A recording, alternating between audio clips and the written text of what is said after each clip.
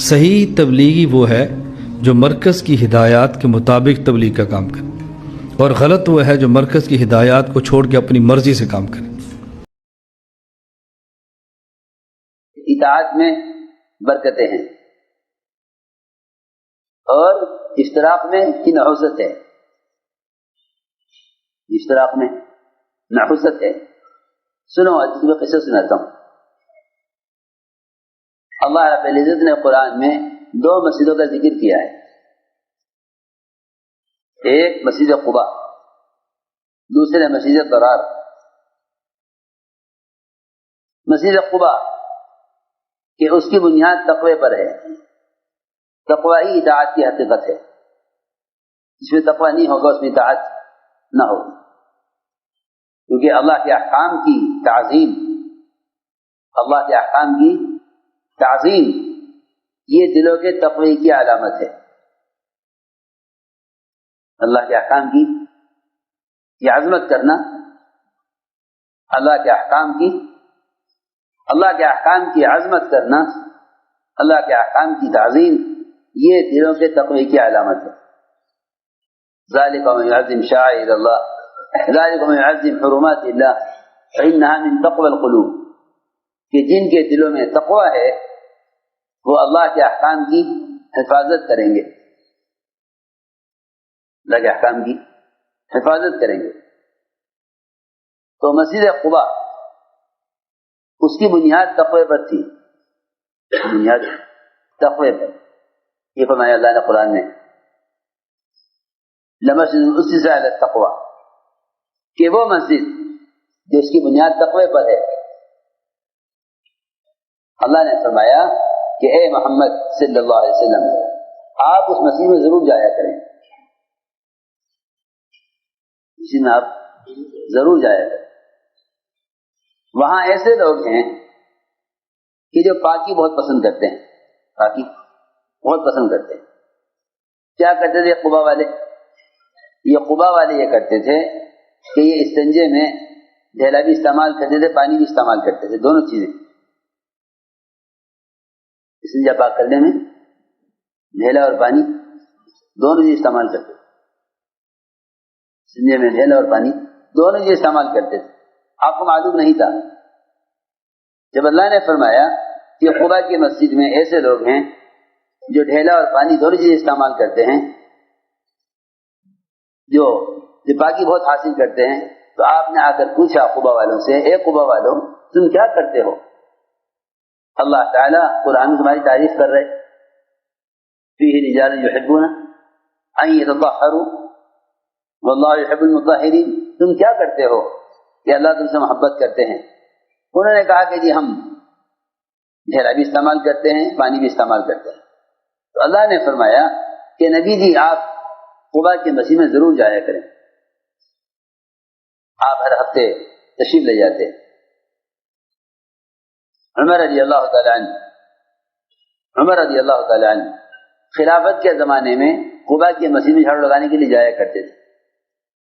خلافت کے زمانے میں حالانکہ اتنے مشغول تھے عمر رضی اللہ تعالی عنہ کہ اپنی مشغولی کی وجہ سے اپنے بچوں کو پہچانتے نہیں تھے کہ یہ بچہ کس کا ہے، اتنے مشغول تھے، پہچانتے نہیں تھے کون سا بچہ ہے۔ اپنے پوتے کے بارے میں پوچھا، روایت میں ہے کہ کس کا بچہ ہے؟ کہ جی آپ ہی کا پوتا ہے یہ۔ اقامت اور تکبیر تحریمہ کے درمیان بھی عمر رضی اللہ تعالیٰ عنہ امور خلافت میں مشغول رہتے تھے، اتنا مشغول آدمی تھا، لیکن اس مشغولی کے باوجود قباء کی مسجد میں جاتے تھے خلافت کے زمانے میں، کیا کرنے کے لیے؟ جھاڑو لگانے کے لیے۔ یہاں تو اپنی محلے کی مسجد میں بھی جھاڑو لگانا عیب ہے، وہ تو مسجد کا جو ملازم ہے وہ کرے گا صفائی۔ عمر رضی اللہ تعالیٰ عنہ قباء کی مسجد میں خلافت کے زمانے میں جھاڑو لگانے کے لیے جاتے تھے۔ حدیث میں آتا ہے کہ جو اپنے گھر سے وضو کر کے چلے اور قباء کی مسجد میں 2 رکعت نماز پڑھے اس کو 1 عمرے کا ثواب ہے۔ میں عرض کر رہا تھا کہ یہ مسجد قباء کی یہ فضائل۔ اس کے مقابلے میں ایک مسجد وہ بھی مسجد. چند نوجوان الگ ہوئے مسجد نبوی سے. کیونکہ مرکزی مسجد نبوی ہے. چند نوجوان الگ ہو گئے اور انہوں نے مسجد کے نام سے ایک جگہ بنائی. اور مسجد کے نام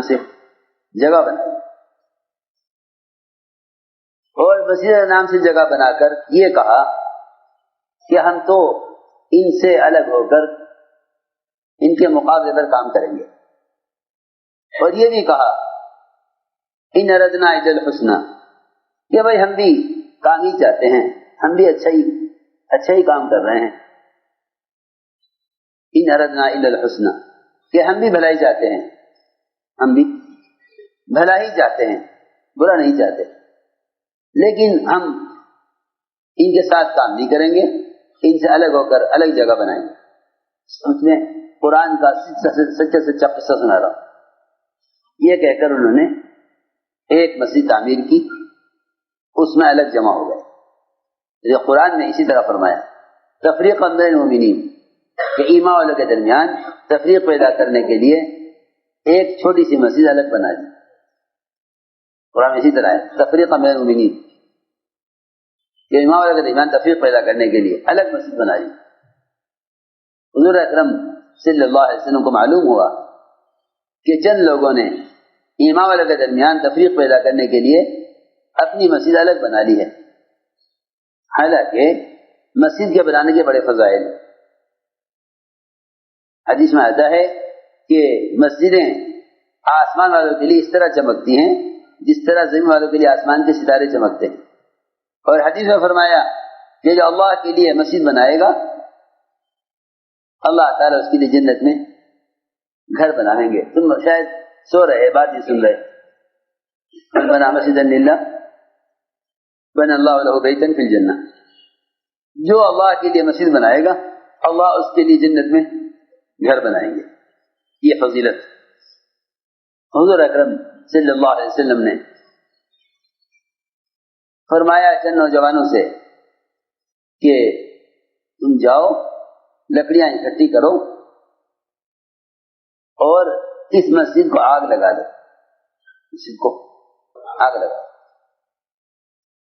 کیونکہ یہ بنائی گئی ہے ایمان والوں کے درمیان تفریق پیدا کرنے کے لیے.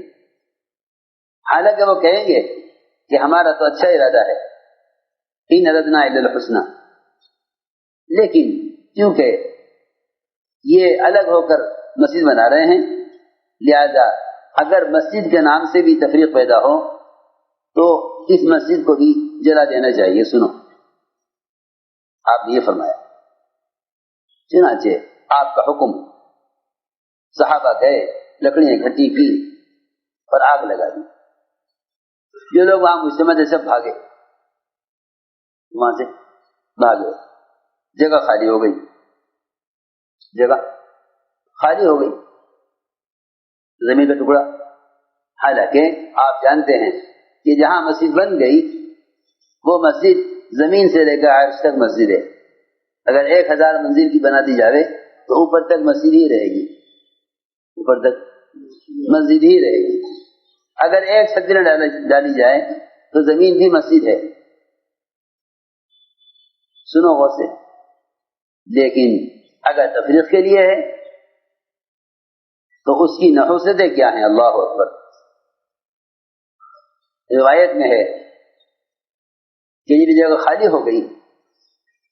حضور اکرم صلی اللہ علیہ وسلم نے ایک صحابی کو بلایا اور بلا کے فرمایا کہ تم یہاں اپنا گھر بنا لو, اپنا گھر بنا لو. ایک صحابی کو بلا کے فرمایا تم یہاں اپنا گھر بنا لو. صحابی نے عرض کیا کہ یا رسول اللہ یہ کیسے ہو سکتا ہے کہ میں یہاں اپنا گھر بناؤں, اس جگہ پر, حالانکہ اللہ تعالیٰ نے آپ کو حکم دیا ہے کہ آپ یہاں ہرگز مت قدم رکھنا. اللہ نے فرمایا قرآن میں لا تقم فیہ ابدا کہ نبی جی اس مسجد پہ آپ کبھی قدم مت رکھنا، اس جگہ پر آپ قدم مت رکھنا، کبھی نہیں، لا تقم فیہ ابدا، اس مسجد میں کبھی قدم مت رکھنا۔ اللہ تو آپ کو قدم رکھنے کو منع کر رہے اور آپ مجھے یہاں گھر بنانے کو کہہ رہے، لہذا میں یہاں گھر نہیں بناؤں گا۔ پھر صحابی نے عرض کیا میرے پاس تو ایک چھوٹا گھر ہے، میری ضرورت پوری ہو رہی ہے۔ فنا ایک اور صحابی ہیں جن کے پاس بالکل مکان نہیں ہے، یہ آپ ان کو دے دیجیے۔ آپ ان کو بلایا، زید بن اکرم، کہا کہ تم یہاں مکان بنا دو۔ وہ کہتے ہیں کہ میں نے آپ کے حکم پر وہاں مکان بنا لیا، اس مسجد کی جگہ پر، اس مسجد کی جگہ پر میں نے اپنا مکان بنا لیا۔ اور فرماتے ہیں میں جب تک اس مکان میں رہا، میں جب تک یہاں بیٹھ کے سو مت، دھیان سے بات سنو، جسے نیند آوے وہ پیچھے بیٹھ جائے۔ جو کہتے ہیں میں جب تک اس مکان میں رہا میں بے اولاد رہا